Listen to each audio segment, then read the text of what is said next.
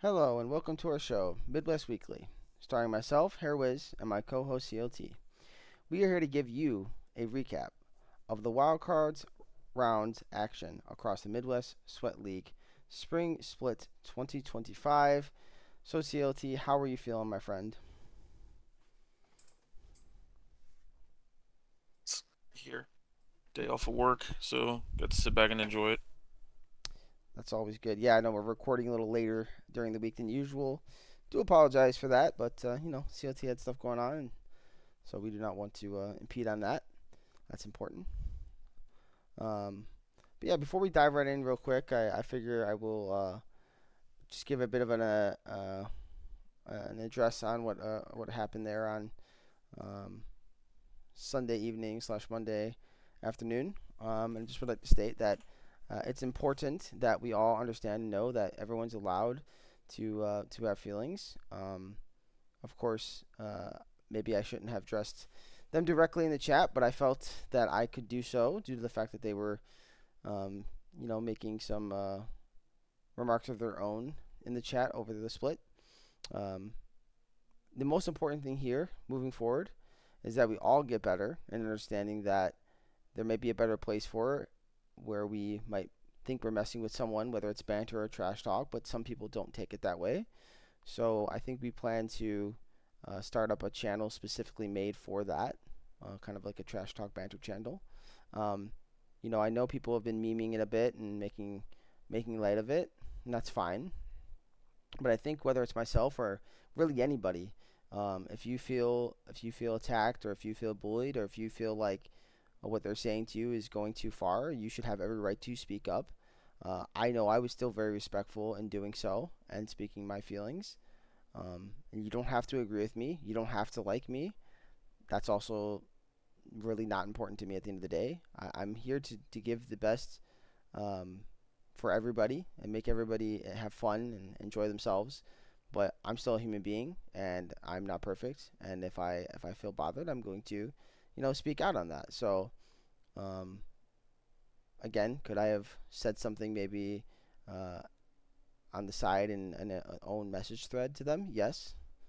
But again, if you feel the need to talk about myself, my teammates, or anybody else that I care about, I might clap back at you, and it might be um, the same place that you're feeling the need to put it, which was directly chat. So again, whether I'm right or wrong is not really the point of this. It's just me stating that we all can be better, and that's the goal here. So if you're ever bothered by anything I say, feel free to reach out to me. I don't think I've ever been disrespectful to anybody on the show or in the rec league chat as far as making fun of people. That's not what I'm here to do.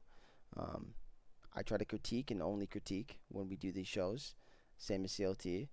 We try to keep it as respectful, same when we're casting, and try to make sure that all players in this league feel welcomed, feel good about themselves, and know whether you win or lose, that's what this is all about. This is about having fun and enjoying yourself. So, again, sorry if this caused any bit of a distraction, confusion, or whatever it might have caused in your life at the moment. But like I said, we'll all be better moving forward, and that's all we can do. So that's that. CLT, do you have anything to say on that? No, no, I think it's pretty much well said. You just gotta kind of take into account what how other people can perceive it, especially over chat. I think it can be very, very dependent on how people like respond or how they interpret was what is said. So it's a very dangerous thing, similar to like people who get pissed off over text messages or something. Like sometimes people are just going to take what you say either face value or dig deeper into it. So just be careful. Yeah, well said. So, yeah, we'll definitely be creating that channel at some point here. I think whether it's this split or for future splits, you can continue to banter and mess with people if you want. It's fine as long as they're cool with it. I don't have a problem with it. Nobody else does. If you're friends with somebody, that's perfectly fine. If the other team is throwing it at you, go ahead, have fun. I think it's just some people, um, myself specifically, and I know there are others. I'm not going to put names out there. That's not what I'm here to do, aren't really into that. I've never been much of a trash talker. The biggest thing I did was make a joke with CoinFlip, who I'm friends with, by the way. I've become friends with them. before our match, and it was very very tame. It was a literal joke about coin flips. So it wasn't me saying that I'm better than them or trash talking them and degrading them, right? So I keep it light. I'm not really a person who's really big into it. Never been my scene. So with that being said, I think it's time for us to get into the games here, and we are going to start off with my series here, which was Small Brains, No Mechanics versus Coin Flip. Um, I know we had Brandino on the show. He was I don't know why the stats aren't showing up. Very interesting. Okay. He was correct in the prediction of predicting the series. This is really annoying. Did you see that too, CLT? The stats aren't showing? Yeah, they're not showing at all for my end. Hmm. That's really strange. Might have to. Maybe because there's no screenshot, maybe. I don't see one though. But that's all good because we do have this, so we can pull this up. No problem. But yeah, first game, man, was a really really fun game. I think it was one of the best games of the weekend. Personally, I know I played in it, but it was very very closely contested. Uh, Game one, I mean, it had back and forth by both teams pretty consistently. Coin flip kind of took over the early game break there. The first like 10 to 15 minutes had themselves a bit of a gold lead. The first two Drakes, they kind of had everything they needed to win this game early on at least. But then we fought back, won a couple insane fights. I know there was a couple clips shared there by Geoprio and Aristotle of a hilarious clip where I knocked out the Tom Kench out of the fight with my ult, and then well, I should say the Poppy knocked the Tom Kench out of the fight, but the Sivir was already eaten, so she got spat back out. So there's a blooper reel in here. But yeah, the game was really, really intense, but did not end the way that anybody, I think, even as a fan, would want it to end. Um, Kind of tragically there, with some people getting caught out and miscommunications, and then the game pretty much broke from that point on. And then, Coin Flip walked into the base, and they ended the game. But what was you? How did you feel about this game one? COT. Felt like at the very beginning of this game, Coin Flip was going to just start pushing advantages and winning fights and almost, I don't want to say like steamroll this game, but they looked like they were in a position to, their style of gameplay they could. But man, you guys had some really clutch picks and really just team fought really, really well on the back of yourself ganking top there. I know there was a sequence around like the 14-minute area where you guys just ended up getting like 4 kills across the whole map. I think Mono got a solo kill. Yeah, you got a solo kill down bot when Sivir got the turret, and then you guys thought you were making a play on Matthias, but then Brandino showed up and it just became, fighting all over the place here. But yeah, that ended up like after the two dragons. I felt like that was the fight you guys needed to be like, hey, our champs, our team comp can brawl with them. And then, dude, Vic in these team fights absolutely made Sivir's life a living hell. Yeah, Like that was a he was big on proc. top of that. Something might have seen, but I'm not for sure. Does his W when it has the I know it breaks shields, but does it actually go through as well? Like, does he still stun Sever through Yes. that? That's disgusting. If that What you're talking about on the spell shield? Yeah, like if she spell shields his W, but he has full Uh, fury. I think it just negates the whole spell cast, but Oh, I'm not 100% confident on that. okay. Because I could have But it swore also, I watched a game recently where I saw Redacted do that on a Morgana shield and still stun her. So I'm just not for sure, but mm, maybe I'm just crazy, but that's what it looked like to me. So now it I'm could kind of just be curious. in that specific instance. It could just be Morgana shield. It only negates magic damage, so maybe the stun went through. I don't know. I don't want to theory craft and be completely wrong on it, but yeah. Uh, Overall, like it looked bad, but then man, it just became it felt like a team deathmatch there for a couple sequences. Krieger played really well. The Ari getting resets on a lot of these fights, I think helped them quite a bit. Geo Prowl being tanky. I mean, we argued on not argued. We debated on stream if Heartsteel was the way to go, and I know it's a play style or a preference for some players, but I really though think specifically in the mid game, since I kind of came to this point here talking about it, was here at around like the 19.5 minute mark where Vic and Zenma had like two insane TPs to steal this third Drake. And then it felt like the momentum was just all in your guys' hands up until the Sivir like scaled. Yeah, I think um, there's a sequence here at the 15-minute mark. I kind of forgot a little bit. We ended up getting 3 kills topside, and then the solo kill bot. Mono was able to solo kill Silver. That was like the moment the game kind of turned, I think, because for a bit there, like you talked about, they had the 2 Drakes. They kind of had everything they needed to kind of win, but started to flip into our favor at this point. But I do agree that specific TP you're talking about, that double TP, which we were like, yo, just TP in, TP in, TP in, like 100%, was really really good. Um, they just had to micromanage the fight well and target select properly, and they did. Yeah. So, we can go to the big fight here at the end around like what was that, like 41 minutes? Well, that wasn't a big fight. We can go to the fight before that. That would be a big fight. The last thing was just a kind of a pick. So we could talk about the Soul here at 40 minutes if you want to talk about a fight. This was the actual last fight of the game where both teams positioned and fought 5v5. But before that, the one you're talking about was just kind of a couple picks off a couple picks. Uh, but yeah, so the Soul was kind of pivotal here. Like if we team fought with the Soul, I think we had a good chance of winning the game. Unfortunately, we did not. But the fight went really really well. I knocked out Tom Kench, and then we blew up Sivir. She just popped, and then I just made sure to keep Ari out of the fight, and then that was able to give us the Soul.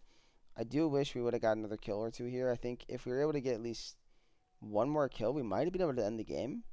There was potential, but with the Malphite and the Ari living, they had enough wave clear and tankiness to kind of push us off at our HP bars.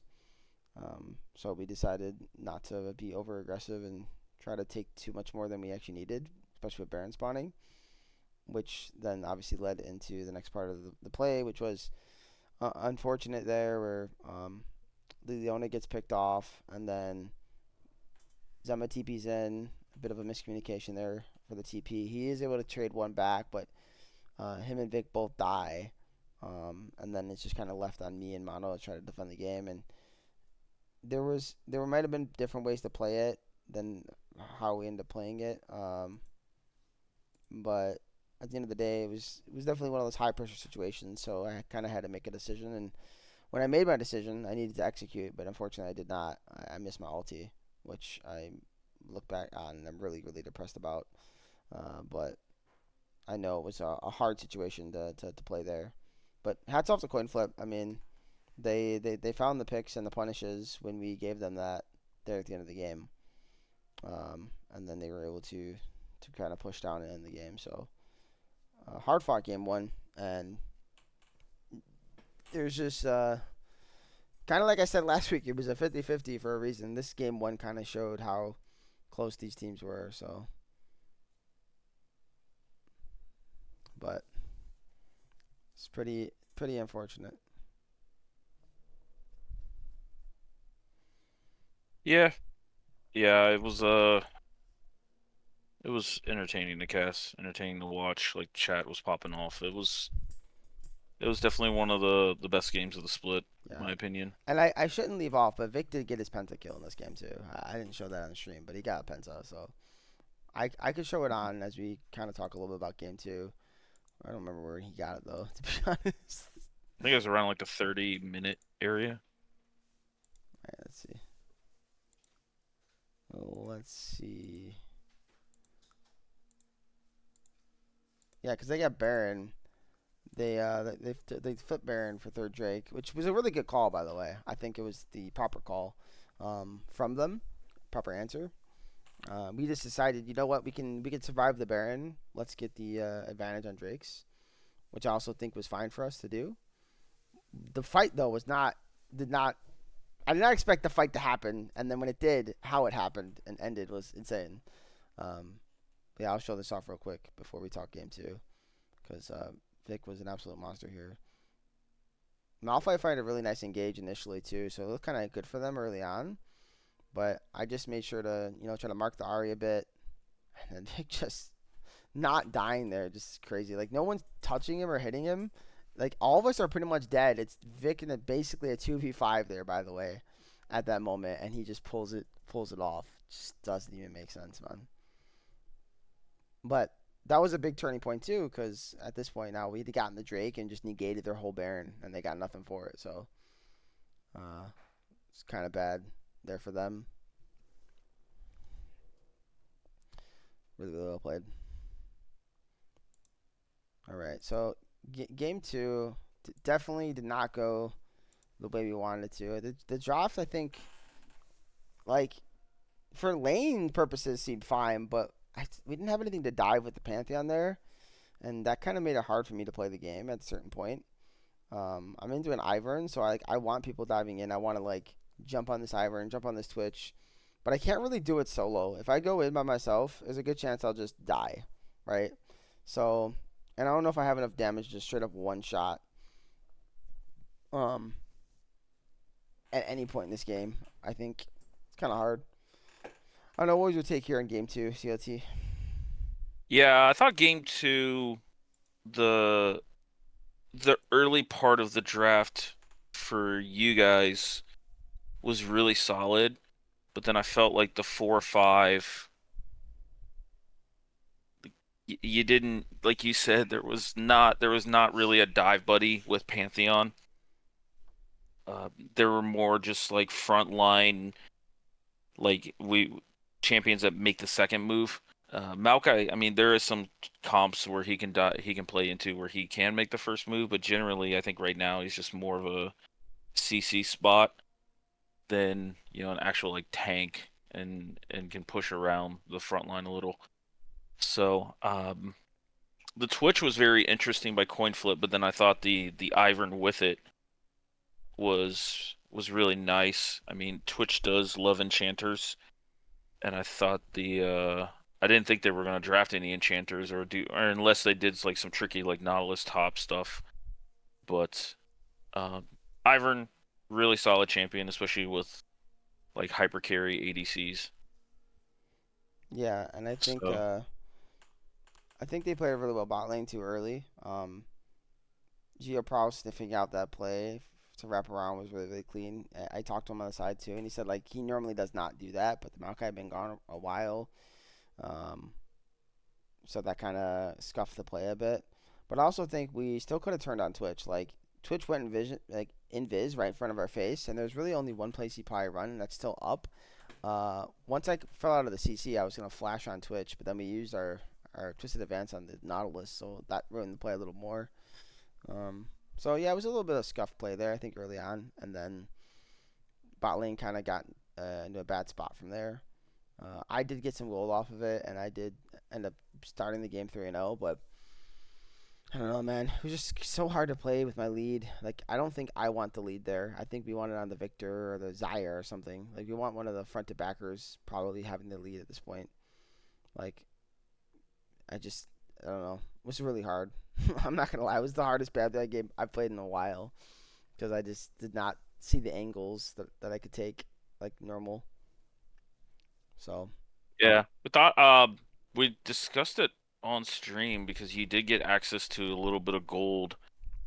I thought an early Serpent's Fang, I think could have just made your champion, for lack of a better words, just a lot more like useful, especially after the 2.5, 3 item phase where Ivern's shields are insane, and then Nautilus starts to get tanky. yeah, I don't think I was like trolling. By the way, if anyone thinks No, that, no, no, no one was saying that. what happened there when I realized that I go, yeah, I probably should have, because I said it in game to myself. Like I didn't say it out loud. I go, Damn, I should have went Serpents second. And I knew to get Serpents. I was like looking like we definitely need Serpents. Once I realized like I think there was a fight we had where I go like we need to break these shields. But I wish I would have realized it sooner because there was really no one on the team uh, that could really get it besides me. And if Yeah. my carries are not super fed already, where the shields don't matter, I definitely have to have it. So it's something that yeah, it would have helped a bit. I don't know how much it honestly would have helped, but it would have helped more than not helping, of course, because I got it kind of by the time the game was pretty much over. Uh, but still, it was definitely one of those things I kind of take note for myself in the future. Is like, hey, if this is the kind of draft we go with, I'm forced to just buy it early on.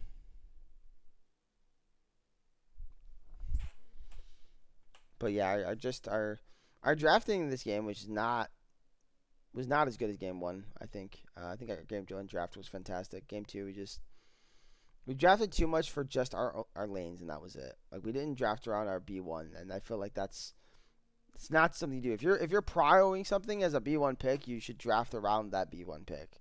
Um, and we're certainly not the only team that has done that in the past and messed up draft a little bit there. But it's something if you're you're playing the rest of these playoffs, something to look out for. Don't waste your B1 if you're not going to play around it a little bit. That's all I will say. So, but yeah, once Coin Flip got their lead, man, like there is really not too much to talk about. Once they got their lead, it was just kind of like really hard to play the game. That's pretty much it. Yeah, I think this was a really solid. Honestly, I wasn't expecting Coinflip to play Ivern, so that was a little surprise to me. I think I said it on stream, but yeah, I mean this game still was pretty competitive for the most part, and it was I would probably say it was like our best series of the weekend for the most Yeah. part. Like, Yeah, I think another thing too is I look back at this Drake. I needed someone to finish hitting it with me because I end up giving over gold, and I'm 3-0. And it's like that's not good, because I'm trying to finish the Drake, and I had no way out. There was really nowhere I could run that was safe. I'm being pushed down, and that's not safe. If I go up, it's really not that safe. Maybe we could one shot somebody if I go up. Like maybe we can kill the milk very quickly, but I highly doubt it because of a shield. Um, but yeah, it was not played well, and then the rest of the team dying afterwards is also not very good. So we just were not on the same page here for this one here, and it kind of cost us. But hats off to Coin Flip and congratulations to them. They definitely earned it. They earned their win. And hopefully we get to play them again in the future. But for now, we're out, and they'll have a date with Destiny against Bucket Johns. So we'll go ahead and move on to the next series, which I hope this one actually pops up on here. What is going on? Why is nothing being tracked here on Battlefy for playoffs? that I do not know. This is really, really weird. I mean, I guess we have all the stats because they're on the YouTube and our Twitch right now, which are getting transferred over. But what the heck, man? Maybe I can go back and take some screenshots. This is really, really weird. Okay. Did you catch any of this series? I did not. This is the one series that I really didn't have much to do, and I had some real life stuff going on. So Gotcha, gotcha. Well, this one was not one we were expecting the ending to as it went. I think Froggy Style pretty much, for the most part, took care of business. I don't think the series was like super far out of reach from Vibe Check or anything, but they had three subs in there. Of course, Chengi and Relentless have played with Bori at different points in his career here in Midwest. Um, and Chengi does support, and I know Relentless can play top lane, so this is not like they were completely off rolling. I'm not sure her Q. I think I was calling him Q. The alphabet over there. If he actually is an AD main, I think he might be. But yeah, they went with the Senna Braum early on. What do you think about Senna Braum? Let's start there. um, I sorry. I think 2v2 wise, it's a really underrated duo because Braum lands 1Q or gets in range to an auto. Senna can proc it very quickly with like auto Q auto. So I think there's a deceiving amounts of like damage in there, but it's a duo that can just stand their ground really, really well. Like if you engage into them, Senna has kiting, has movement speed. She steals some of your movement speed to get away. Uh, so overall, I think it's on paper, I should say, it looks like a very solid duo. It's obviously not as aggressive as say like Lucian Braum, but this feels like the more reserved thing where they're never gonna make the first step, but their counter step when you do approach them and look to trade into them, they can be very good. They can respond very well. Yeah. I think the problem with VibeCheck's draft here, and I know I mentioned on the stream, was basically they played basically a full late game comp, more or less, and you're hoping the Rumble gets a lead the top side, which didn't happen. So that's what you have to play towards. Trundle in the jungle isn't that good right now. It's not bad, but it's well, I don't even want to say it's not bad. I think it's very low tier. You can play it. I know it's historically a counter into Sejuani, but currently right now, even if you can just pop the Sedge by dropping Subjugate on her, uh, the thing is for lane purposes, like he doesn't really have much gank potential. And I do think he found some spots, and I don't think Bori played the Trundle bad. But I know even when I talked to him personally, he's just like, yeah, it didn't really like work out as he intended it to. And then again, you have this late game comp built around it, Senna and Asol. I mean, again, like you could even argue Trundle's late game. Yeah, he's playing for 3 items type thing, right? So it just doesn't seem like a something you want to build, especially when you have this kind of mid game centric comp here from Froggy. That if they have a lead at all coming out of the early phase, which they did, they should be able to win this game pretty easily. Though I don't think it was that easy by any means. Like I do think VibeCheck put up a great fight. You saw throughout the game, like Fuse, for example, on this Aatrox was just unstoppable. He saw somebody, he killed them. So Yeah, I think Aatrox is the big like difference maker in my opinion in this draft. Also, like looking at the mid lane, Anivia just comes online way quicker than Acel does. I do agree, like late game, if this game got to 45, 50 minutes, like this is a scary team. Acel E's big enough to just slow everybody, keep them in the Rumble ult, drop a big freaking meteor on you. Like I see the potential, but getting there is very difficult, yeah. especially with this Trundle. And Bananasaur, I mean, he was doing work early. I forgot how many kills he had. He was 0 and 2 at 15 minutes here. So coming out of laning phase, it was massive. Like he got a lot of ganks off. Um, he made sure that King was fed there in the mid lane on the Anivia pick. So like the Aatrox actually didn't come out of lane super strong, but that's the thing. Neither did the Rumble. So like I think you're happy with that trade, right? Like you're cool with the the outscaling champion coming out even against the mid game champion, right? So like you're gonna take that all day, and eventually I know Aatrox got to that point where he could just start slapping the Rumble and didn't have to worry too much about him. I was surprised to see Victor play the Asol though, and honestly, I think if he just played his style in this game, like it's better for them. Not that he can't play standard mids, but the times they've tried it hasn't really worked. So I feel like he's just better off playing those unique mid picks. Don't get me wrong, the Sejuani pickup was really smart here to make sure that he can't get that mid, but he still had some other unique picks there. So he pulled out one in game two, which we'll be discussing here in a moment. But yeah, man, I mean, for me, looking at it, like that's really what it came down to. It's just too much late game scaling and hoping that you can get there is just gonna be hard, especially when you gotta walk into a Sejuani and Nivea and a Zaya, let alone an Aatrox. Like all these champions will love that you want to walk into them to like contest Yeah, objectives. Anivia wall goes super hard here. Yeah, like nobody can really get in to ever Yeah, touch the team. yeah. And the thing is, Sejuani doesn't really have to engage. Hmm. She can just throw ults from afar and just peel. But Yeah, if this I mean, I mentioned it in the 2v2 is like they're really good at throwing the second punch, but I don't think the rest of the team comp really is. Like, it's either give yourself a frontline option because if you're drafting Acel Senna, you're wanting the front to back, but then you just didn't give yourself a really good front. Yeah, you in this case. it's basically a Trundle steals stats. Hopefully Trundle doesn't die, but I don't know if that's the answer, man. Like I think you need to have something that can either play front to back better with the team or have just something early aggressive that can get advantages for this late game comp. So like, or even if you're gonna really go this type of late game, why don't you just draft Neferi and call it a day? Because Neferi actually has a pretty strong spike on one item. So like, if you're able to get a lead on Neferi, it's gonna be kind of nasty.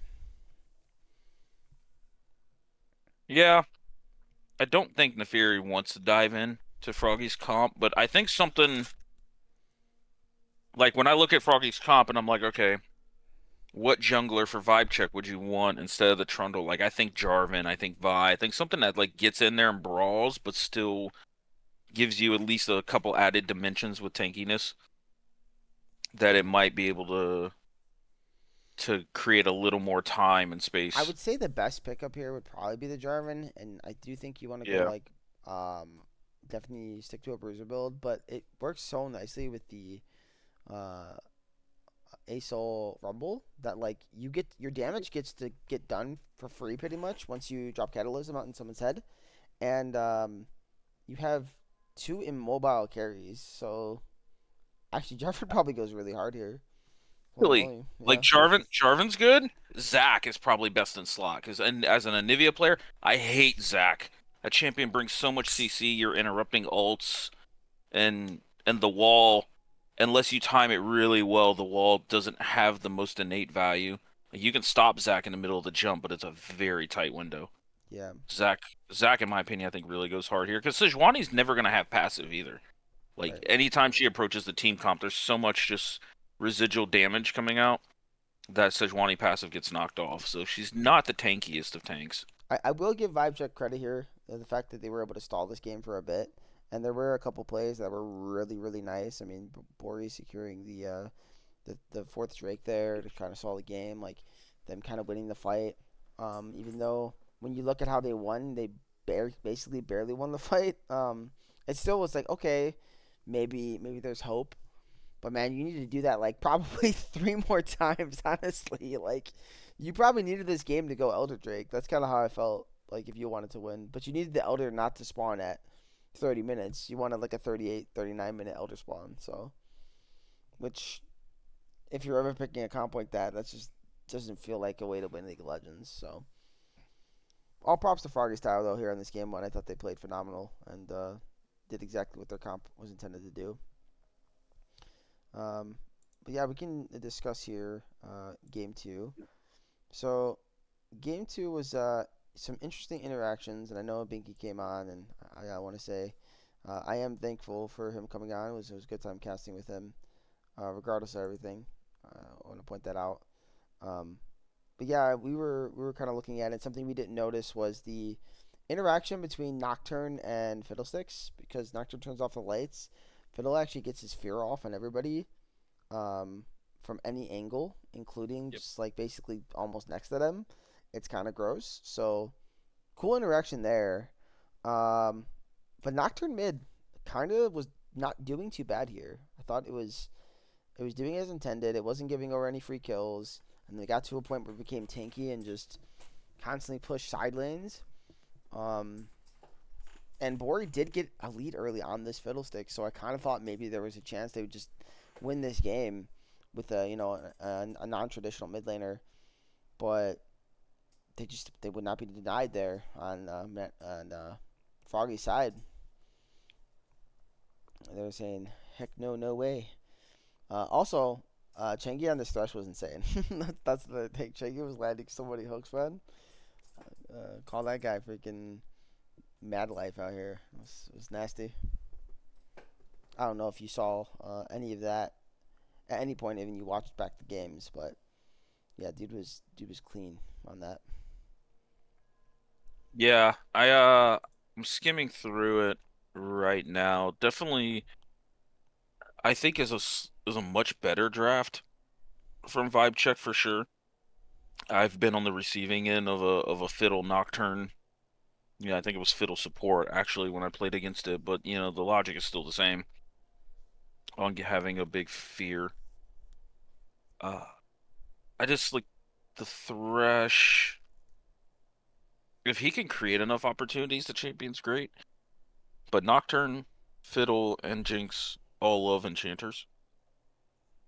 So I don't know, um, how this game goes. But just looking kind of at the draft, I think that there's not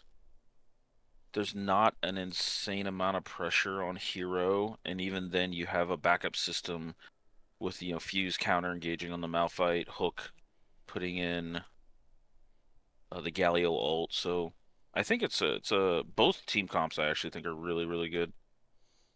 Yeah, and speaking Actually, that of was a Hero, Hero got to free hit as this game progressed, and that was the biggest issue that VibeCheck had. They had no answer for the Sivir, except maybe like a literally a nice fiddlestick R into an Ornhorn maybe, and that could set up enough burst to get Jinx reset. But to your point about the Enchanter, I do think because Thresh acts as such a pseudo type support.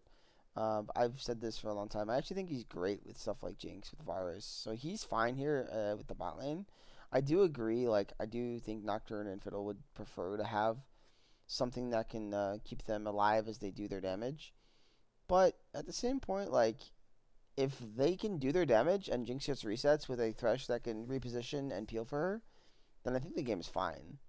Um, the problem is once the Sivir just couldn't get touched, the game was so hard.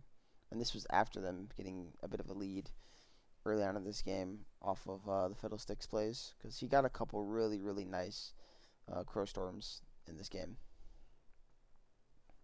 yeah. I think like Fiddle has these big R moments where you think he's an engaged champion, but Fiddle kind of just plays with setup and counter engage. Like he wants people to walk into his team comp a little bit, and outside of Malphite, I think it's makes Bori's life a lot harder trying to find clutch ults. The Nocturne ult makes it easier, but you want people like just running into you and at close proximity. To where like I see this ult here at 14 minutes, for example. It was like right on cue to my point where he's ulting, but everything's already like moving away from him. And I feel like that's kind of how some of these team comps went. And once the fiddle ult goes down, Hook has a big taunt, and then it just goes from there. I feel like this fight just kind of sums up how this game could have went Yeah, I will overall. say as the game got to its end point, he actually got a decent ult, but the Poppy was able to not get feared and able to just send the Fiddlesticks out after the ult. And I think that's pretty much how the game ended, if I remember correctly. So even as you break it down the way you do, like they played it really, really well Yeah. to set up Ori on this Fiddlesticks. Yeah, yeah, that's probably the best way of like kind of looking at it is, you know, VibeCheck had a really cohesive comp. They had a lot of champions that play off each other, but uh, Froggy style, they have a lot of buttons to respond with, and I don't think that's what Fiddle has issues with overall. But no, haps off to Froggy and this one, this Rise pick I actually think's a really good spot. Yeah, it was actually the ward here at 29 and minutes and 40 seconds that just spotted him as he was channeling the ulti. So then uh, it says it doesn't work, so the fear doesn't go off on Poppy. They knock the Fiddlesticks out. All their damage is gone. Galio gets a huge ult afterwards, and it's just like, all right, good luck playing the game. That was pretty unfortunate. Hmm. Oh yeah. Yeah, and that's how the game ends. But yeah, man, hats off to Froggy Style. I will say, we picked to get them last week, and I think it was reasonably so to a degree. I do think looking back though, in my head I was kind of thinking, 3 subs seems like it might be too much for Bori to overcome, and it kind of was, and that's why I dropped it as far as I did on my prediction there. But I think Froggy Style has definitely earned a little more respect here, and we'll definitely talk predictions here when they for their series against Instinct. But congratulations to you guys and finding yourselves into the semifinals here. So we will move on and hopes that one of these games the freaking stats carried over. I wonder if it's because of the new update. I don't know if that matters. Bro, none of these stats this is tilting me. It's actually tilting me. All right. Well, the next series is Vancouver Impact Challengers versus UAFS Esports, and I want to say this was casted by Nexus, correct, CLT? Uh, I think this was me and Lesha again. Oh, was it? Okay. Was this the Saturday one? Yeah. Yeah. Oh, okay. Well then, disregard. Um, why is there two deleted videos on my playlist? What the hell? Um, so that's not here then. So it'll be on Yeah. here. I'm on Twitch. Yeah. It's on Twitch. Let's go back. I actually think. Yeah, Lesha came in on game 2, but yeah, I grabbed the series. Okay, well, I'll let you kind of talk about it. I think I caught some of this game actually. I definitely watched some of it. I'm looking everything over because I remember the Zed going completely nasty in this game, and kind of doing a lot of work, but they were not able to win. And I want to say that's because he kind of got caught a couple times in the side lane, gave over some shutdown gold. But also, I felt like his job wasn't really to kill Sivir, as funny as that sounds. I think his job was to one shot the Karma.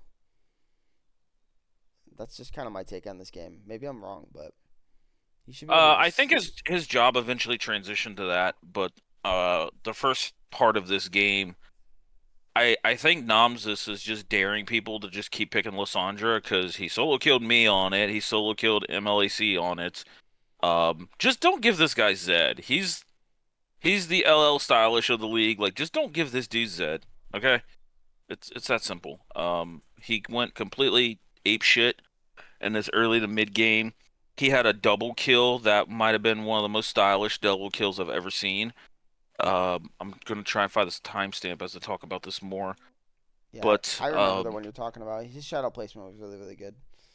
yeah, he just insane. I just think overall, looking at the UAFS comp, they they just didn't scale the best, and I think the karma shields really came into play.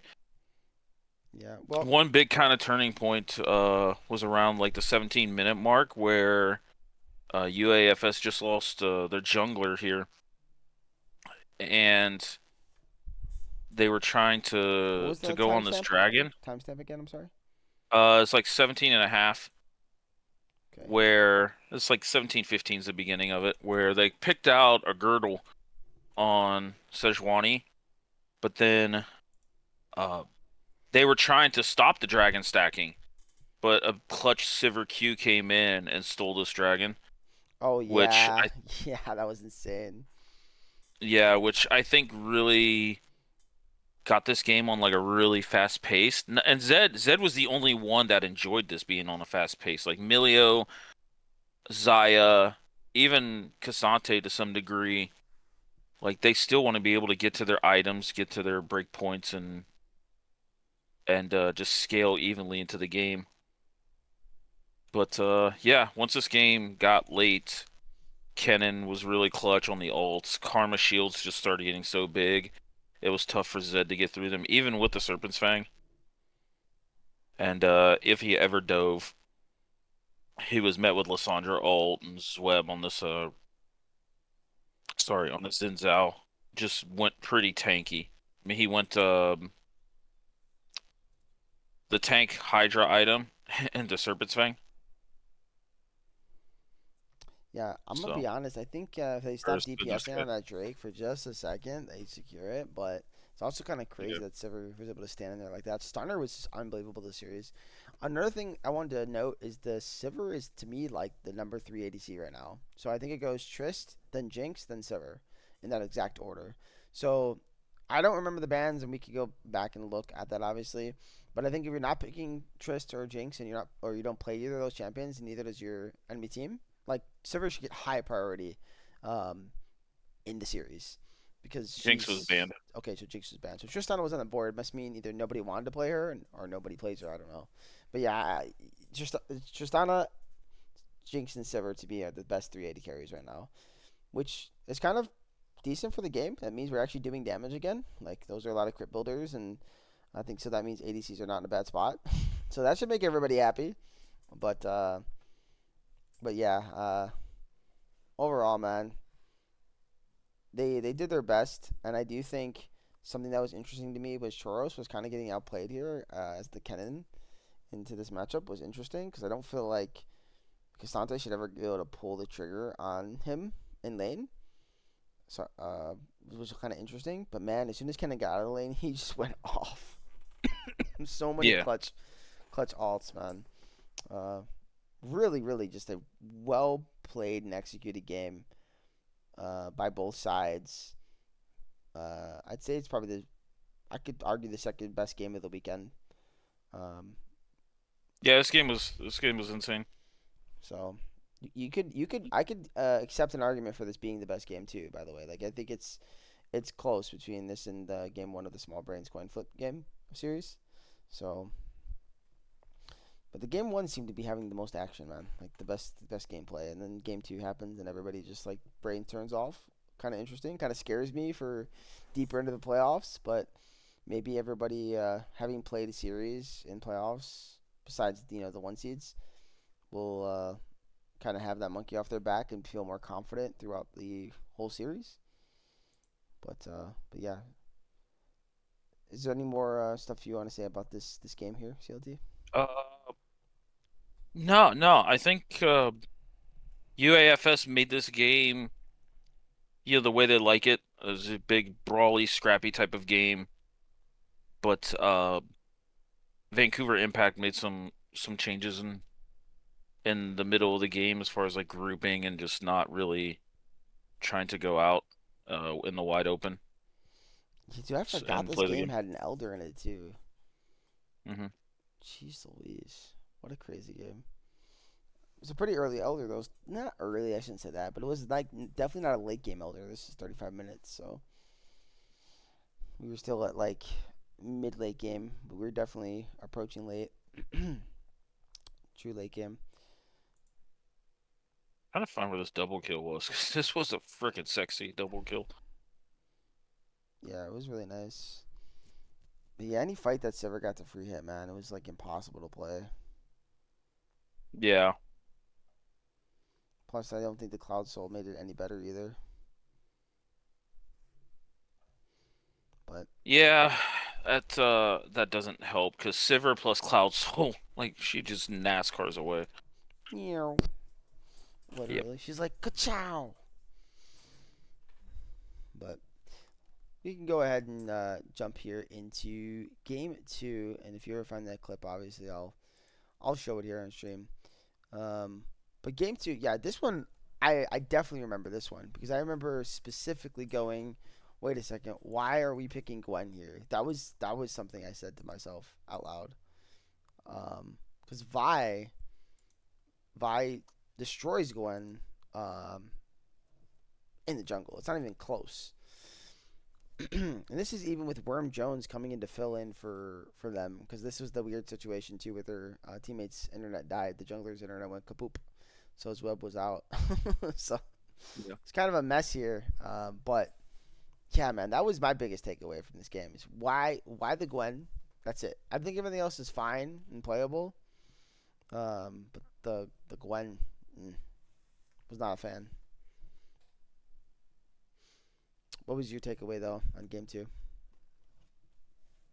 Game two, I'm in total agreement with you. I thought the Gwen early was punished very well by Impact overall. Like Morgana, while I think she's kind of a little fake at support, she does have value here, especially with the sleep and the double hooks coming out of UAFS.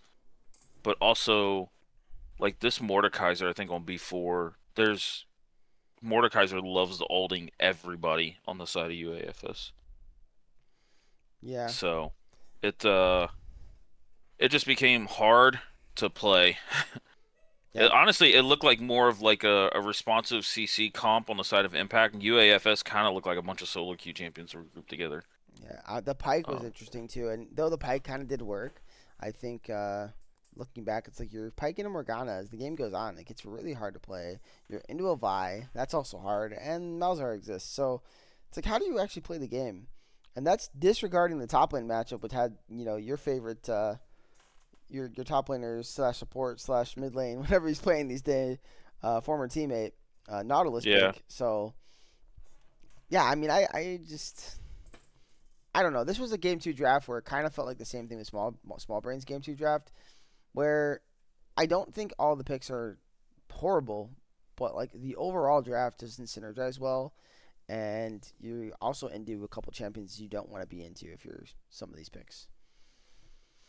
yeah, agreed. I think the Nautilus top was interesting. He played it well. Got a couple. I think he even got a solo kill or two onto Chiros, but you could just see how Chiros was just a ticking time bomb. He always had the wave at Namsa's turret, and there was no stopping what Impact drafted. Yeah, just definitely very interesting to me. But I think that's kind of the story of the weekend so far. Game two drafting has been hard for teams. I don't think it's particularly fearless either. I think most of these teams have deep enough pools to pull out a game two, and we've seen them do it all split. It just kind of feels like you lose game one, you get out of your headspace. You know this is playoffs, it's elimination. So there's a lot of that going on. I think there, and it's a big edge. It's a big edge for them. So if you're the other team, that is, that has the win. Yeah, there's not much to touch on. The Gwen got super far behind. Mordekaiser's Mordekaiser. He presses R on somebody, they die in the split. Yep. So, But I hey, mean, if you ever make the first move, there's by Malzahar. Good luck. yeah. But hats off to Vancouver. I've been calling them since week two after their loss to Scorch. I do think this team is good and they have a strong upside, and they've continued to prove me right. So I'm happy about that. And UAFS, they kind of had a gauntlet to get into the playoffs, and well, technically both these teams did, but UAFS more than Vancouver, and I think that kind of showed a bit. They might have been a little tired from all the games they had to play leading up to these playoffs, and um, so we will see what happens in their series next up because they got Prime. But again, before we talk predictions, we got one more series to talk about, guys, and that was the Hidden Leaf versus Femboy series. And I'm not really surprised in the outcome, though I didn't really get to watch much of this series. Uh, Battlefy still sucks. Just we're not tracking anything, I guess. Okay, whatever. Didn't even want you to track it. Okay, this was the one though that was casted by Nexus. Yeah, Nexus, one of the goats. He Grab took this care one. of it and helped us out. But yeah, so what's your take here on this game? I honestly, this is the one that I definitely did not get time to watch of the three. So um, Mm, I wish the stats were I, there so we could s- review those. I skimmed through some of this game, and first of all, giving Monk mentality his LeBlanc.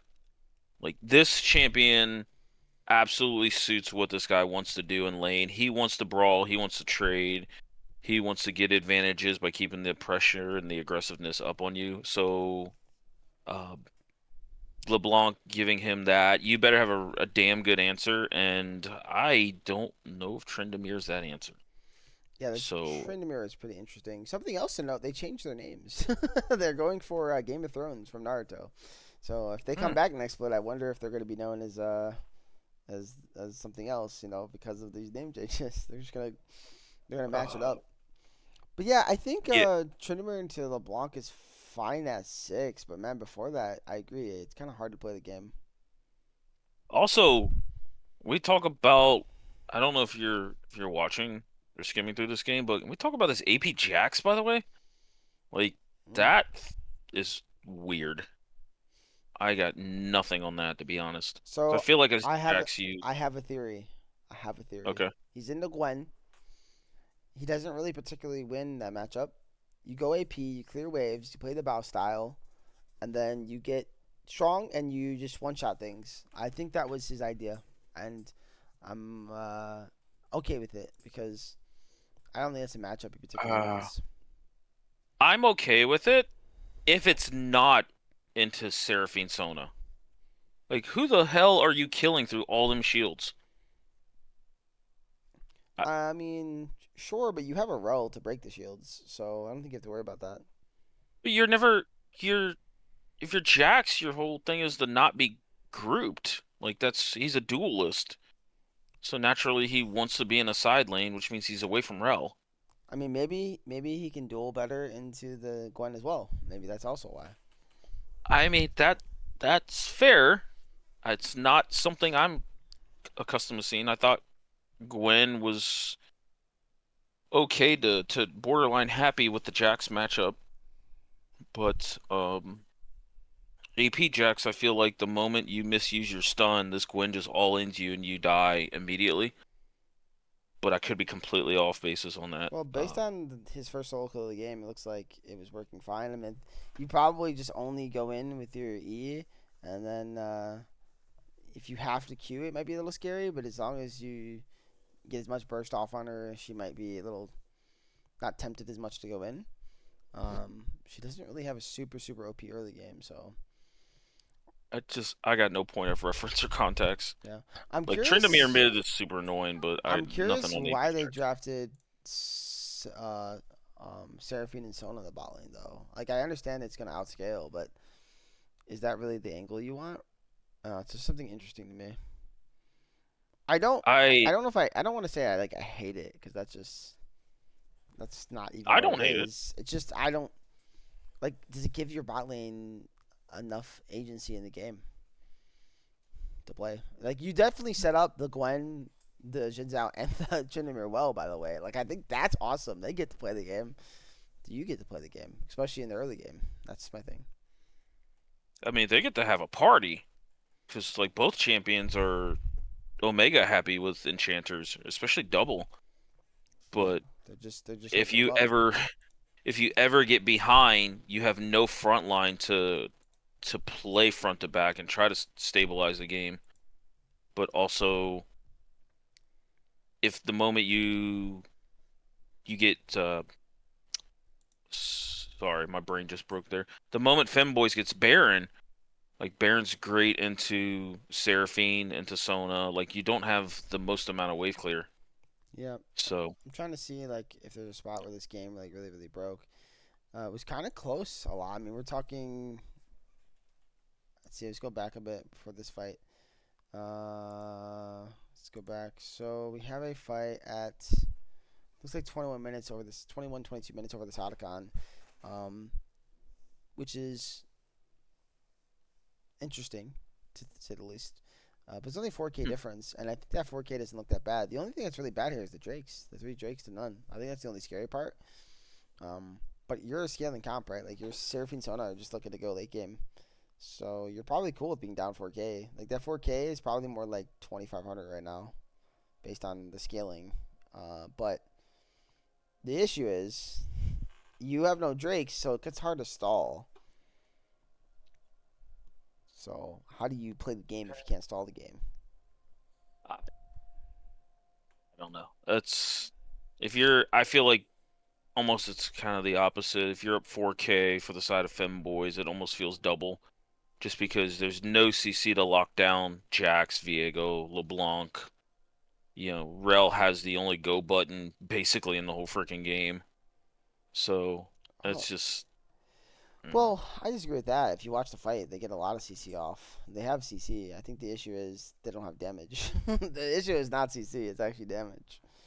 Because they CC'd everybody on the side of Femboys and then just died afterwards. The pocketbooks were much bigger. I mean, it was 4K to 4K difference, but um, I feel like if they just give, it's gonna sound crazy, but you could probably get away with giving Otacon there, and I think we keep slowing the tempo of the game and play Yeah. for steal on the Drake instead. I think it's fine.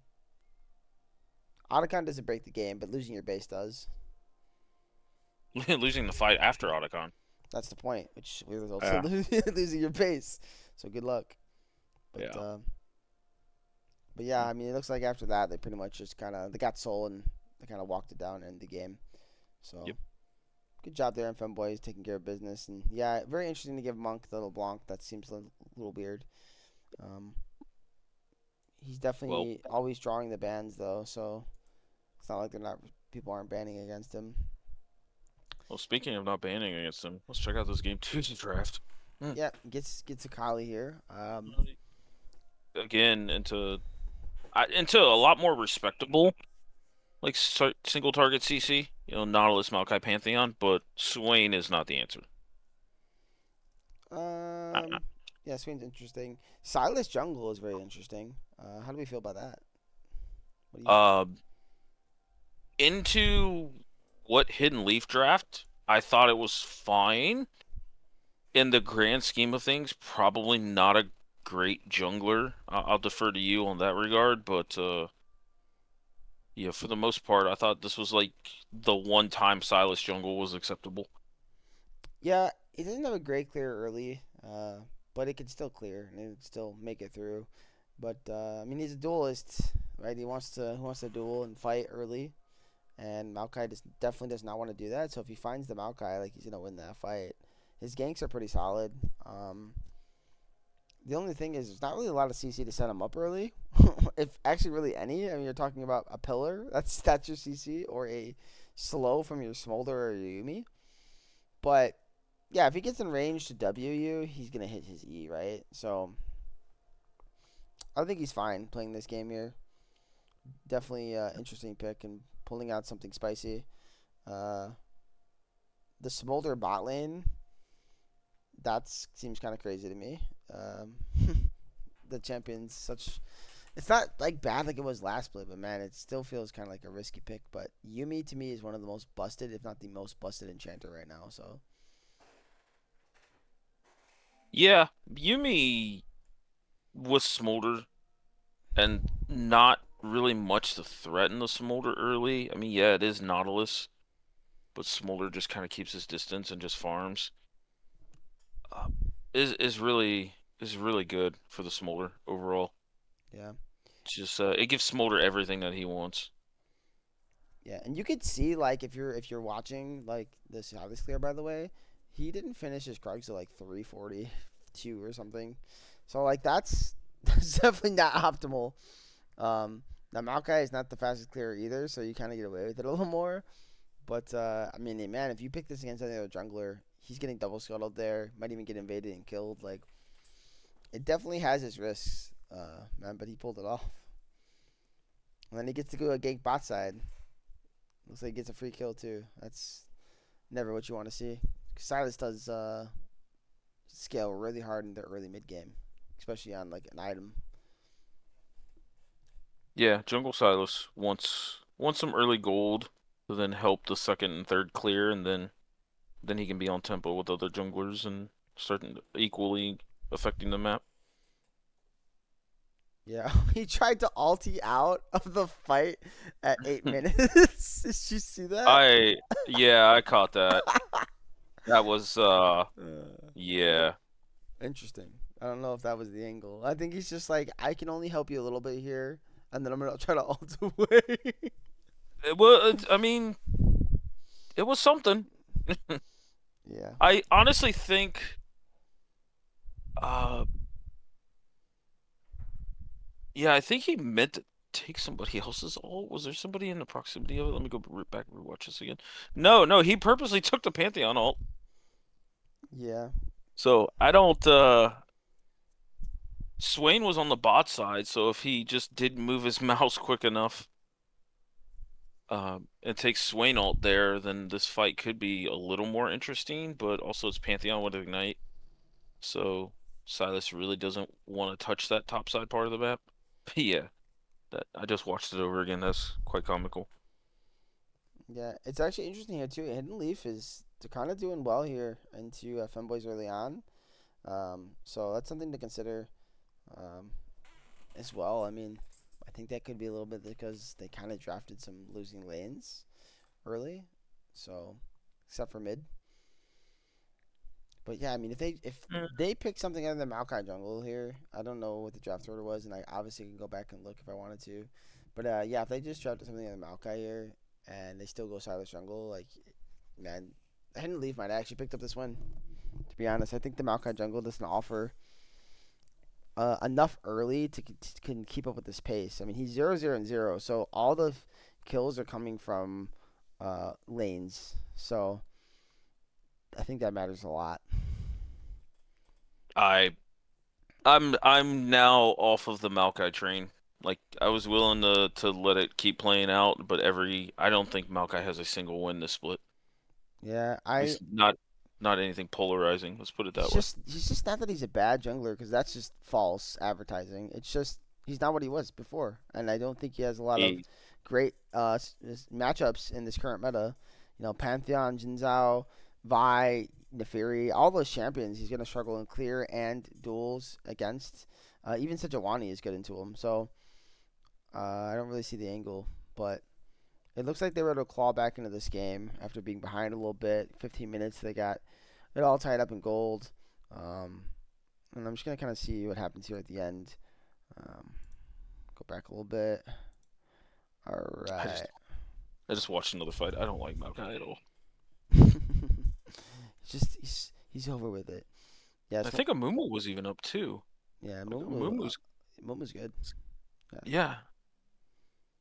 especially if you're like not playing the other junglers. Momo's fine. If they're not in the game, you can send it.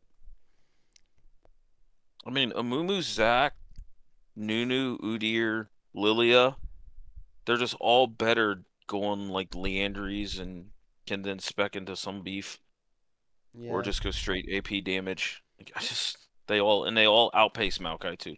yeah. They try to fight here at the end, and Kali plus Swain kind of just clean up the fight. And yeah, Yep. Monk had a really nice game here, 13-1 on the Akali, kind of clean. So yeah, it looks like once the game kind of got to the point where Akali got some items and some gold, it was just so hard to play around. I mean, 25 stacks on Medjai's. Who knows how long he had that Medjai's, but that's pretty gross. But Yeah. yeah, so congratulations to Femboys for picking up the victory here over Hidden Leafs.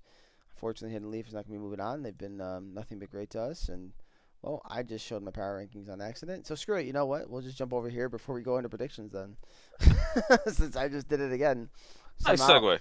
Yeah, nice segue. So, we'll jump into power rankings real quick. We're not going to do any crazy reveals like last time. Obviously, we're no longer all 0-0. The one seeds are though. I do think the top three one seeds are the stronger overall seeds. I do think Prime still has something to prove, regardless of what happened during the wild card round. I think the quarters round is where they're going to have to prove that. So I think based on Froggy Styles' victory over Vibe Check, coin flip with a pretty nice victory over Small Brains, and Prime having um, history there with a bit of a struggling to overall win the series against Small Brains. I just value coin flip and Froggy a little more at the moment, but all these teams are going to play this week, so regardless, people are going to be out. But can Prime prove the power rankings wrong and say, hey, no, we should be up there with the rest, as some of you have complained about and argued about a bit on the point. I stated before, Group D was possibly the weakest group in terms of the bottom part of the group.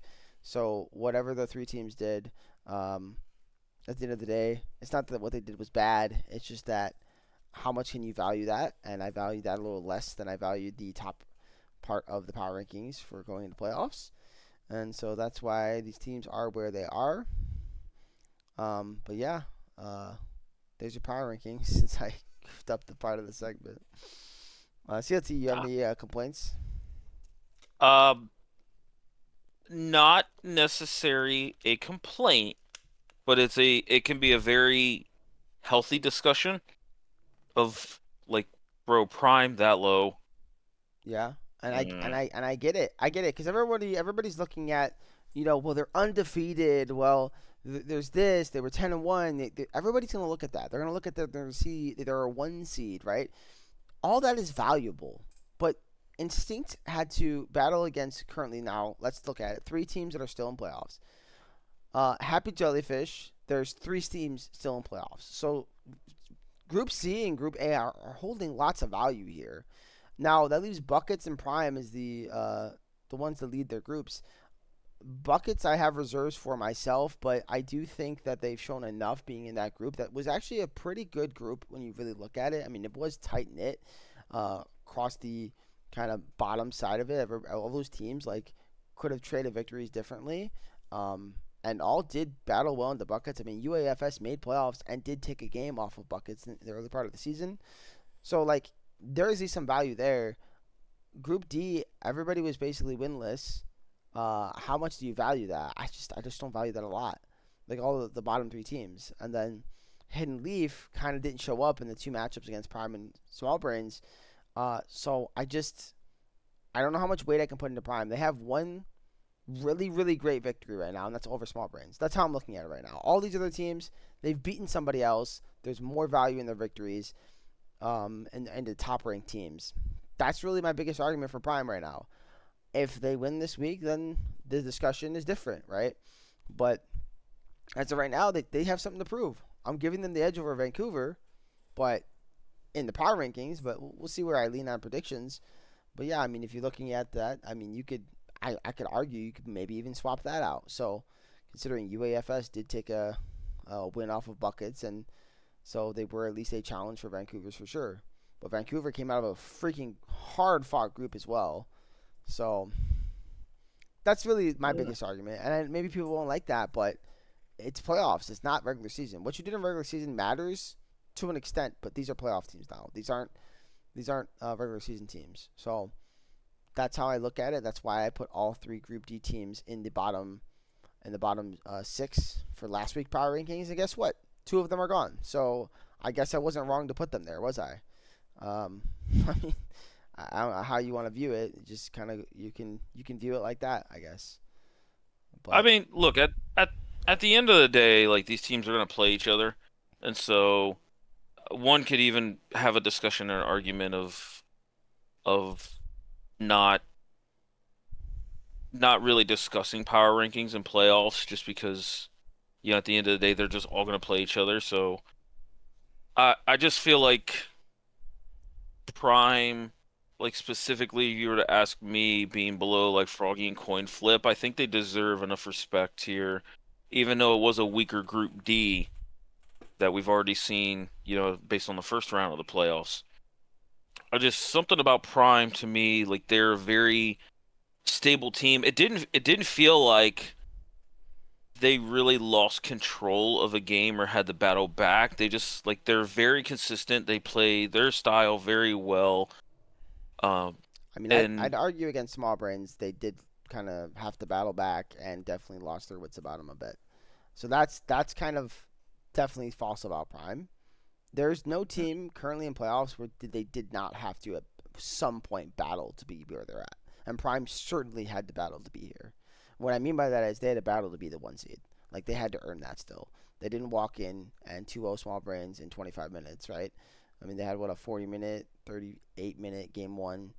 They lost, and then they had a game two where they were losing early pretty hard and came back and fought back to win. Game three was closely contested. I just look at it like I get what you're saying, and you want to give the team respect, but this goes in all sports. You don't give a team as much respect if they haven't beaten anybody meaningful. It's hard to do so. It's the same thing with the NFL all the time. The NFL is a great example of that. How much respect can you give a team if their opponents are all 2 and freaking 12 in their division? It's kind of hard to give that team a lot of respect. It's not Yeah. saying that they're a bad team. That's not even what I'm saying. I'm just saying like you can't just say, "Oh, this team should be here because they're 5-0." That's basically what we're saying, and I don't think that's enough value there.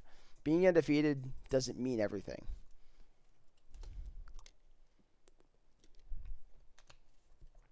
I mean, I guess it's it's not. I'm not coming from a spot of like just disagreement. I mean, you brought up pro sports. There's a reason I don't think power rankings are a great indicative in the middle of playoffs either. Like if we could go to that side of the discussion, but I mean, at the end of the day, I think all of these teams are great here on the list, and it's going to be fun to watch them play each other. I would personally give Prime, depending on the matchup, like an edge over some of these teams that are around them. So that's yeah, it's a very, like I said, a very healthy discussion. But I Yeah, think Prime. We'll get to see them against Vancouver, which I feel like there's going to be a really good test, and we'll see what happens. yeah. You know, Can they this weekend. carry the torch of Group D? We'll find out. So why don't we discuss that then? That's a good segue here, and we'll start. Um, we'll start at the top of the bracket here with Bucket John Betts versus Coin Flip. Um, what is your take here on this series here, CLT? Man, this series is going to be a lot of fun. First off, but we get to see our regular season MVP Mashire versus a coin flip team that is not afraid of fighting. They love the brawl. They love to just try and make the map very active early on.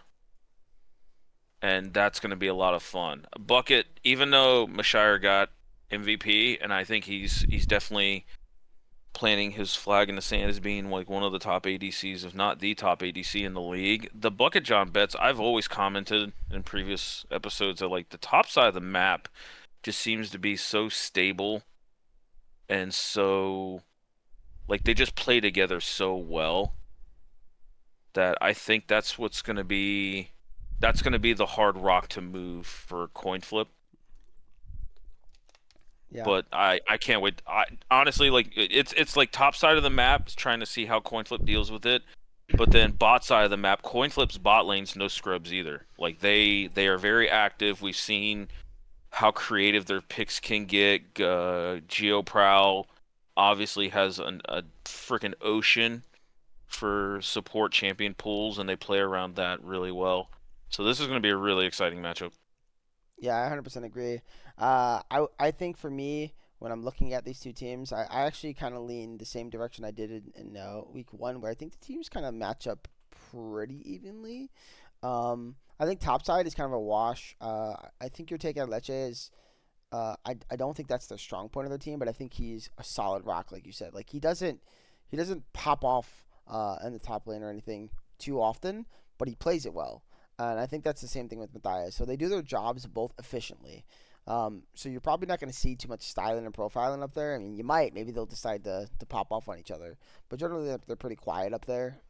They play for the team fights, whether it's Malfights or sets or whatever along those lines. Um, Mid lane, I think Sunflower versus Krieger is a good conversation. I think Krieger had a really nice performance here against Small Brains, but he still didn't like get to shine as much in that series as it's like it kind of looked like he should have. I think it's one of those things where both these mid laners are pretty equal, but I think Sunflower might have a better pull slightly, so that'll be interesting there. Um, I think it's maybe in the jungle where I could have a small conversation on. IBGen has a slight advantage over Brandino, but it's like small. And then bot lane, sure, Messiah has an advantage over um, over Aristotle. I mean, Aristotle's not an AD main, and this guy is, and he's very good, by the way, Messiah. But I think GeoProw has the slight advantage over Cleave. It's very, very close, though. So when you just kind of break that down, it to me just ends up being a very like tight knit series. Both teams playing similar styles, um, and we'll have to see. And when I say styles, I'm just saying like they don't really. It's not like they're top line. They're not top lane centric. They're more mid bot lane centric teams. So it's gonna be interesting to see how that plays out. As far as my prediction goes, I feel like I think Bucket John Betts is probably an upset alert. and I'm gonna give coin flip the advantage 55-45. I know it's probably a crazy take for some people, but I just feel like Buckets haven't played in a couple weeks. You know, you get the MVP, you might be feeling yourself a little bit. So let's see what happens. CLT, do you know if we've had an MVP winner win at all besides Salt by default? Not since I've kind of came back and was part of the Sweat League. No, because we had Low the Man and Rurika. And neither of them won. And Neither of Salt, them won yet. you could make an argument that it doesn't count because it was a like full MVP. We didn't have a Finals MVP at the time, so he Yeah. won the MVP literally in the finals. So right now, I mean, if you really want to get technical, not a single MVP has ever won the split. So not saying it can't be done, but it's something to think about. Uh, but yeah, that's where I'm leaning. I'm gonna take coin flip here. What's your prediction? Give me Bucket John Betts in a 2-1 3-game banger. I think Coin Flip's unique drafting style can capture them a game, and I think they can surprise Bucket John Betts, but I think the stability out of Bucket John Betts uh doesn't allow the game to be as hectic as I think Coin Flip wants it to be. So I do got nothing but love and respect for the Coin Flip boys, and I think they could very very easily take this series in 3 games. But I'm putting my money on Bucket John Betts 2-1. All right, that's a fair take. All right, well, talk about the next one here, which is Instinct CK versus Froggy Style. Now this one, Froggy Style did show a lot of good things there in that series against Vibe Check. But again, Vibe Check being down 3 subs, I think should always still matter. I'm not taking Froggy Style's victory away from them. So what I'm really saying is, I think against a full-fledged Instinct, it's a much harder stat to pull off. Much harder to pull off. Um, than it is against Vibe Check, even at full strength. Because I think Instinct was the better team. And if Instinct matched up to Vibe Check this weekend, I would be probably picking Instinct. So it's one that Froggy is going to have to play some really great League of Legends to beat this team. But I do think they can accomplish that goal. But it's going to be very difficult. As far as how they match up, I think mid lane is going to be a big watch because I think if uh, our good boy, continues to do what he does, uh, then there's gonna be it's gonna be hard for Froggy to do too much. Um, you know, Don Don too is such a game record too, man. Like I think they have the at least the edge in 2 roles, maybe 3, because I think Arctic is fantastic. Um, Fuse is really good too, though, so that might be a pretty even matchup. You could make an argument for Hook over maybe over Don Don, but I just don't see it. I think Don Don has the edge. I think ADC is definitely goes hero over Eclipse, and I could make an argument for Banana Sword actually over Avo. I think Banana's played a great split, by the way, as a jungler. But man, I do think I'm leaning Instinct here. But definitely different styles of teams. They're not the same by any means. One plays heavily through the mid, one plays heavily through their bot lane. So it's going to be very interesting to watch. Yeah, I agree. Um, Instinct coming in as arguably the best team in the league. I mean, like I said, arguably, but they've been at the top of the power rankings for quite a while. Froggy Style, I love the confidence. I love Hook coming on here and shutting up the doubters, especially versus Vibe Check last week. I'm in agreement with you. I give the edge to Instinct. I think it's going to come down to 2 people that are going to make life living hell for Froggy Style, and that's Good Boy in the mid lane. This dude, no matter what the matchup is, winning, losing, he always finds a way to get to CS lead. He's always in sync with his jungler on the pushes, and he just impacts the game so much for what he does. Uh, but also, Don Don does the same thing in bot lane. Like, he knows when to roam, he knows when not to, he knows the plays to make in the bot lane. And I think they're going to come in guns blazing and make this a really a really they're gonna just really run this series. I do think Froggy style does make it competitive, but I probably give it the Instinct 2-0. But Hero, if you're listening to this, I will gladly eat my words if you prove me wrong. So Yeah, I mean, at the end of the day, we'll gladly do where due is due when you win. You know, I said do a lot oh there yeah, for no reason. Um, look, I'll yeah, bring him on the stream. He can let me have it. yeah. Like all the respect in the world if you knock off Vibe Check with Bori and then the one of the Titans and Instinct, you Yep. you deserve it. But yeah, I'm going to take Instinct 60-40 here. I think it's probably going to be the biggest spread for the weekend. We'll definitely see. But yeah, that's what I'm leaning. Should be a Yeah. fun series regardless. I think Froggy will be out here throwing punches, though. I don't think they're going to lay down and die by no means. Yep. But then that leads us into Prime versus Vancouver Impact Challengers. Now, this one's interesting for me because I think Prime plays a very slow paced style. I know we talked a little bit about it before the show, and I definitely agree. I think Phoenix plays a very farm heavy style himself in the jungle. And we know Big B wants to scale up and get to his 3 items, 4 items. He likes to play a lot of late game 80 carries, whether that's Jinx, Tristana, Sivir. He definitely plays the meta, so I do think that favors him a little bit in that regard. But they're going to be kind of contested here because I think Stunner plays majority of those champions as well in the bot lane on Vancouver side. As far as top lane goes, it's kind of an interesting spot. I think Svoboda for me was an MVP type candidate the way he played all split, kept Prime in there. But Choros is a playmaker himself. I mean, he plays a lot of different unique champions than most of these top laners. I mean, playing Kennen was not something we'd seen a lot. So I wouldn't be surprised if he pulls out some unique picks there. Um, but yeah, I mean, it's definitely going to be one of those games where I feel like if Stunner plays their style, I think they have a really good chance of winning this series. But if Prime can make games go late, they should be fine. Because I think that's where they want to play for in most of their games. I mean, they got an ASOL player. Chunky plays that really well. And again, Big B. Big B is a late game AD carry, man. You give that guy uh, his late game scaling and get him to that point, he will do his job at 35 plus minutes with no problem at all. Um, so that's kind of my take on this series. What do you think, CLT? This series to me is the hardest one to pick because it has the most question marks around it. I Vancouver is a very like stable team. They definitely got pushed in their group and they just play overall really solid League of Legends. Prime might have the most question marks regarding like the state, not the state of their team, but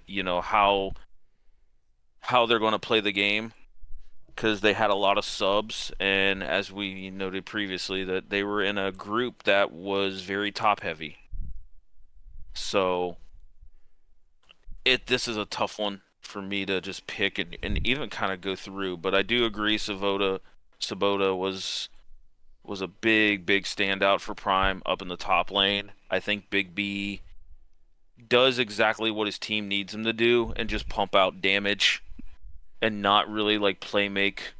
And the mid laner for Prime plays a style that I'm a big fan of as far as just getting onto these wave clear stability type mages, the Asol, the Talia, the Anivia, stuff like that. To where I think Vancouver's can draft comps that don't mind brawling.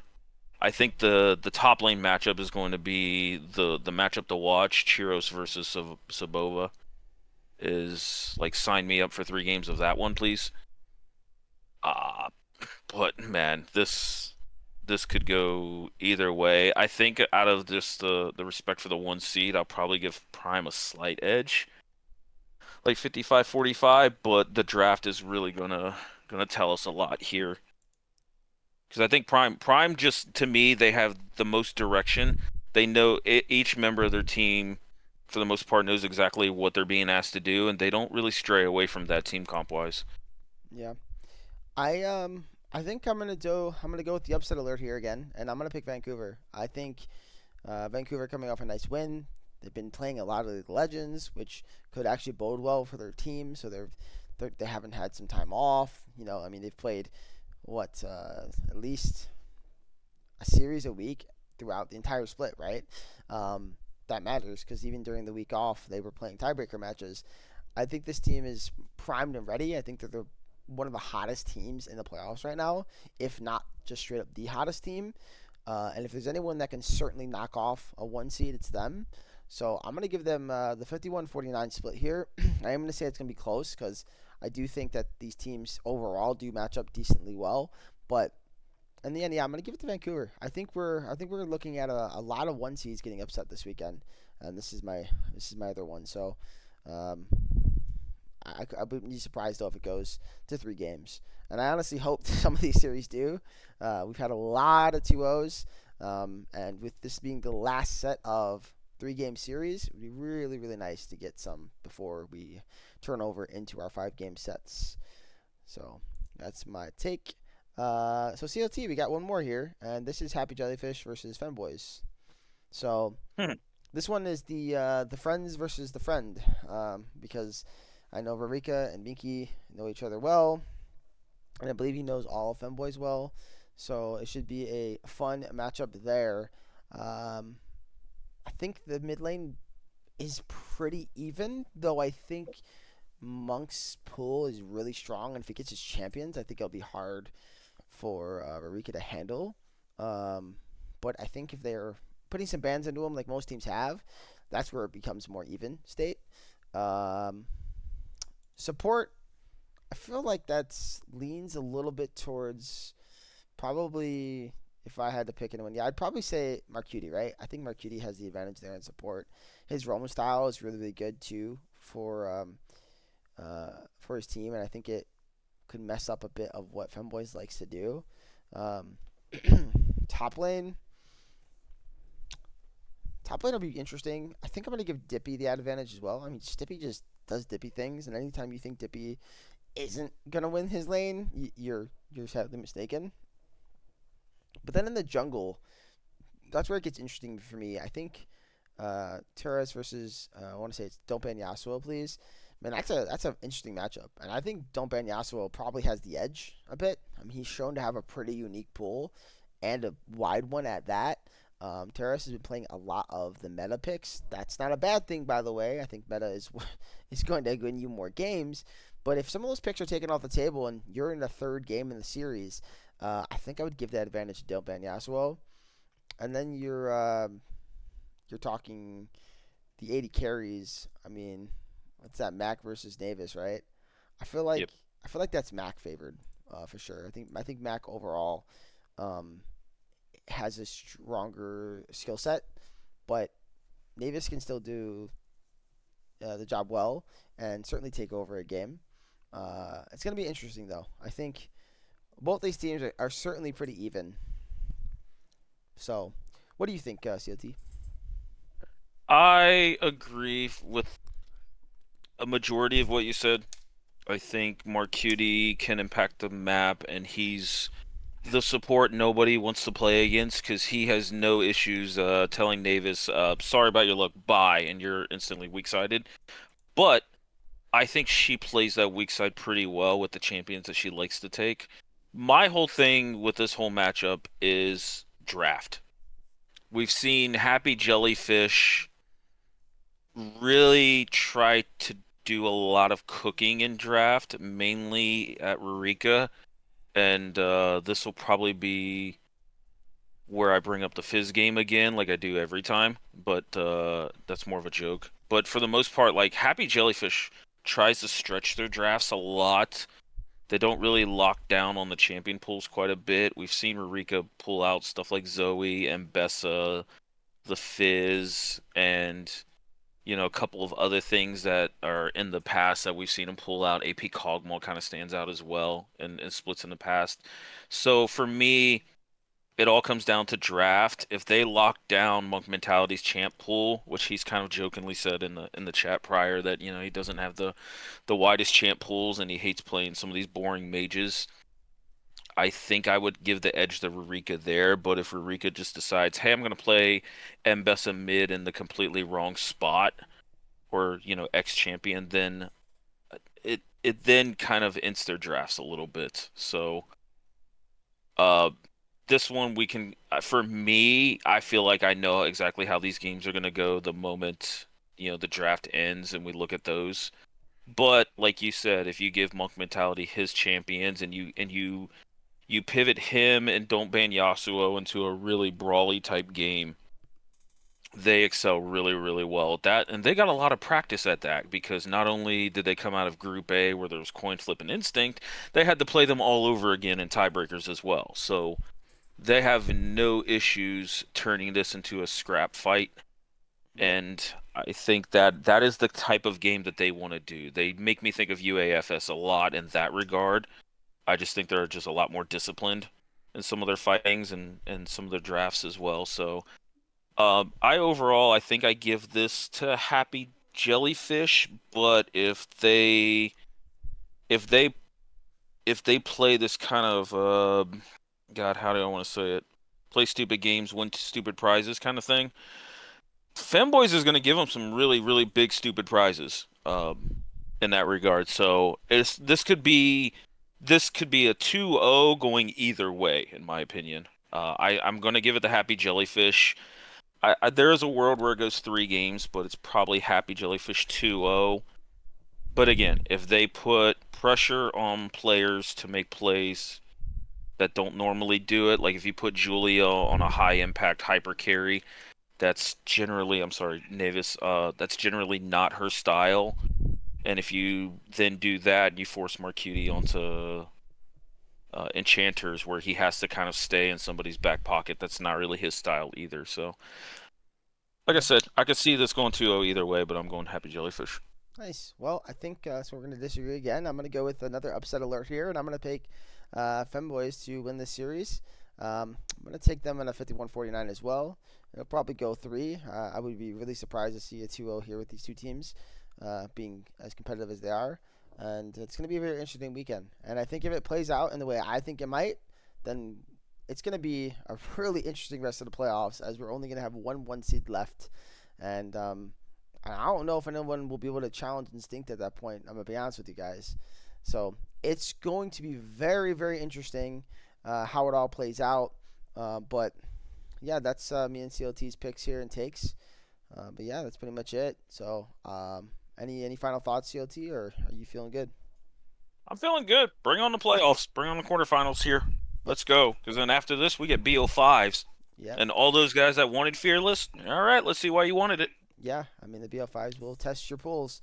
So yeah, I want to say congratulations to the teams that have gotten this far. And good luck to everybody else left. And whether or not you win or lose, it's been a fun split so far of our biggest split ever. So thank you guys for watching, and we will see you next week for the quarterfinals episode. GG.